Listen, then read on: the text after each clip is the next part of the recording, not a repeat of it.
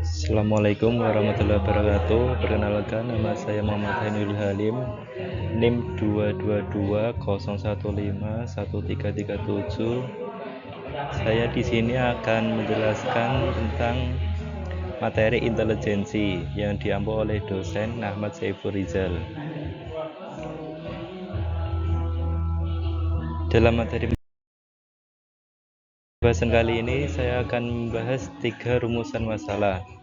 Yang pertama yaitu tentang pengertian intelijensi, yang kedua faktor pengaruh intelijensi, yang ketiga macam-macam intelijensi. Bisa di pantai apa kayak ngomong gitu.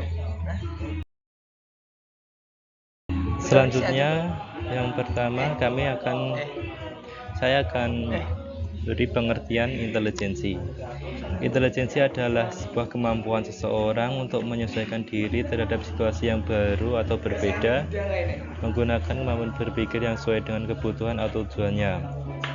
Dalam psikologi, intelijensi diartikan sebagai kecepatan serta kemampuan otak dalam mengolah tugas dan keterampilan baru.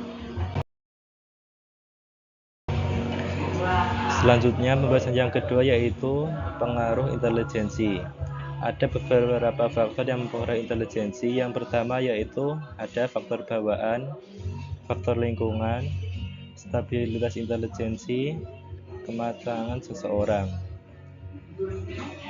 Yang pertama, dalam faktor bawaan disebutkan ada banyak penelitian yang menunjukkan bahwa IQ seseorang akan sangat berpengaruh dan berkolerasi dengan keluarganya. Dan ada juga penelitian saudara kembar memiliki korelasi IQ yang cukup tinggi, yaitu kurang lebih 0,90, sedangkan untuk saudara jauh, artinya tidak kandung, memiliki korelasi intelijensi yang cukup rendah, yaitu sekitar 0,20.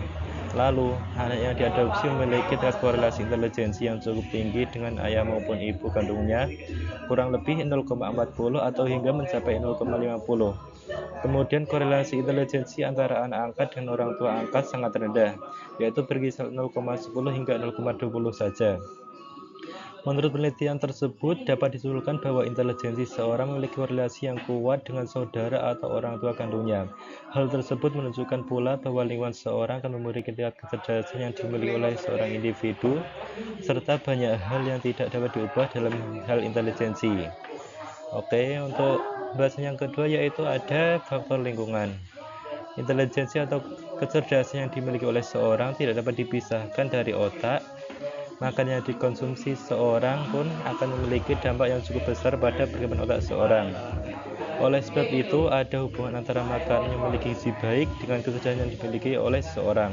Mengonsumsi makanan dengan nilai gizi yang baik merupakan salah satu dari contoh pengaruh lingkungan yang cukup penting. Selain makanan bergizi, faktor lingkungan lain yang dapat mempengaruhi intelijensi ialah rangsangan dari emosional kognitif yang berasal dari lingkungan. Rangsangan emosional dari lingkungan tersebut memainkan peran yang dinilai penting. Bahkan, beberapa penelitian pun menunjukkan bahwa intelijensi seseorang dapat menurun, dikarenakan tidak adanya stimulus khusus pada kehidupan pertama yang dimiliki oleh seorang individu. Dalam sebuah longitudinal yang dilakukan oleh Skill dan Skoda, kemudian menemukan bahwa anak-anak yang dibesarkan pada lingkungan terganggu keras serta kurang memberikan semangat pada anak tersebut akan memiliki tingkat intelijensi yang berbeda dibandingkan dengan anak yang dibesarkan dalam lingkungan yang mendukung, peduli, hangat, serta percaya diri. Yang ketiga yaitu stabilitas intelijensi dan IQ. Kecerdasan tidak sama dengan IQ. Secara umum, kecerdasan ialah suatu konsep umum di mana individu memiliki kemampuan tertentu, sedangkan IQ ialah hasil dari sebuah tes kecerdasan tertentu. Stabilitas kecerdasan mengacu pada konsep umum mengenai keterampilan yang dimiliki individu. Kecerdasan yang dimiliki oleh seorang pun sangat dipengaruhi oleh perkembangan dari otak secara organik. Yang terakhir yaitu ada kematangan seseorang. Faktor keempat ini mempengaruhi intelijensi seseorang adalah pertumbuhan atau kematangannya. Hal ini dikarenakan kecerdasan atau intelijensi yang dimiliki oleh seseorang memiliki sifat atau status tidak tetap. Kecerdasan yang dimiliki oleh seseorang mampu serta berkembang Seseorang mampu memiliki kecerdasan yang meningkat sejalan dengan pertumbuhan serta perkembangannya, dan sebagian besar dipengaruhi oleh usia individu tersebut serta keterampilan dan perkembangan fisik.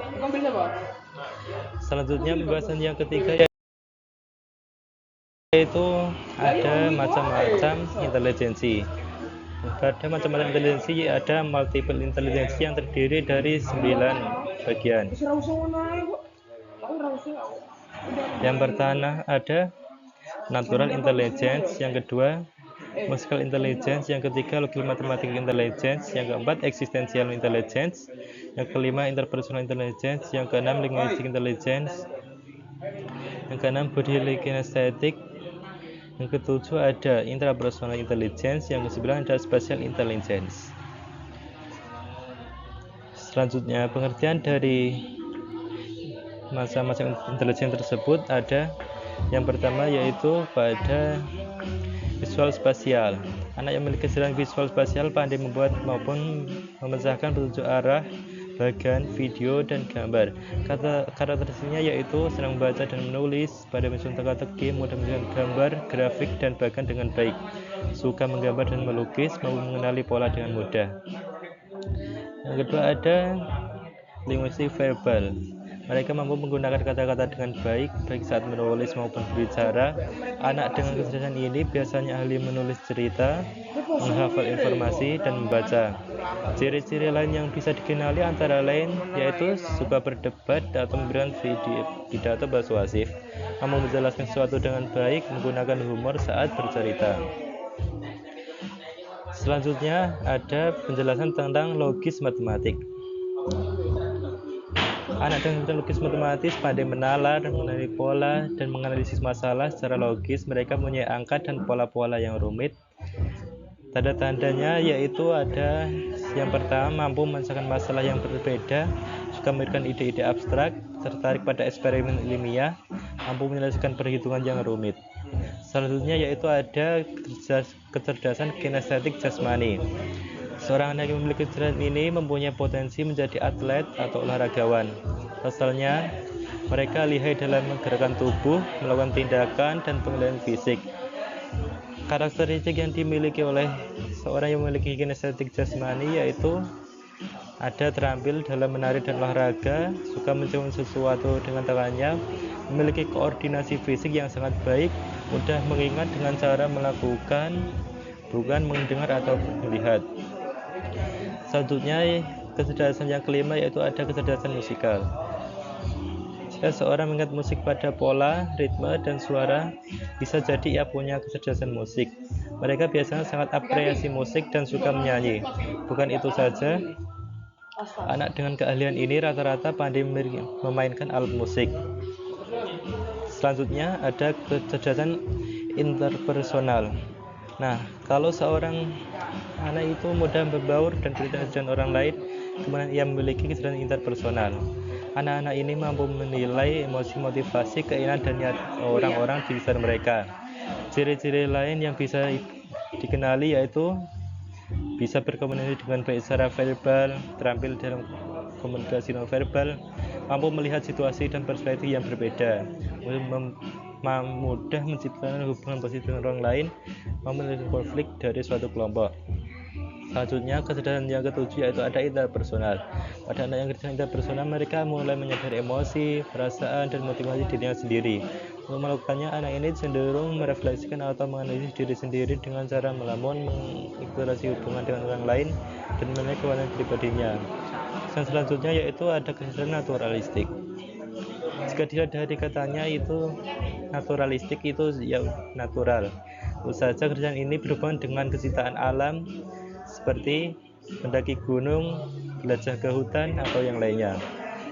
Menurut Gardner sendiri, seorang yang mempunyai kecerdasan ini tertarik dengan fenomena alam dan gemar menjelajahi lingkungan. Bahkan insting mereka bisa mengidentifikasi perubahan kecil dalam lingkungannya. Tanda-tanda yang bisa dikenali orang tua, yaitu tertarik dengan mata pelajaran botani, biologi, dan zoologi. Menikmati kegiatan berkemah, berkebun, hiking, dan menjelajahi alam terbuka, serta kurang tertarik mempelajari topik asing yang tidak ada hubungannya dengan alam. Untuk yang terakhir ada kecerdasan eksistensial. Nah, kecerdasan eksistensial adalah tolak ukur tambahan dari teori Gardner. Nah, dengan kecerdasan ini suka bertanya eksistensi manusia seperti asal-usul manusia, peran manusia di dunia sampai peristiwa yang terjadi setelah kematian. Boleh dibilang kecerdasan esensial lebih mengarah ke filsafat dan masuk juga ke dalam spiritual. Oke, baik, terima kasih. Cukup sekian dari saya, kurang lebihnya mohon maaf. Assalamualaikum warahmatullahi wabarakatuh. Waalaikumsalam.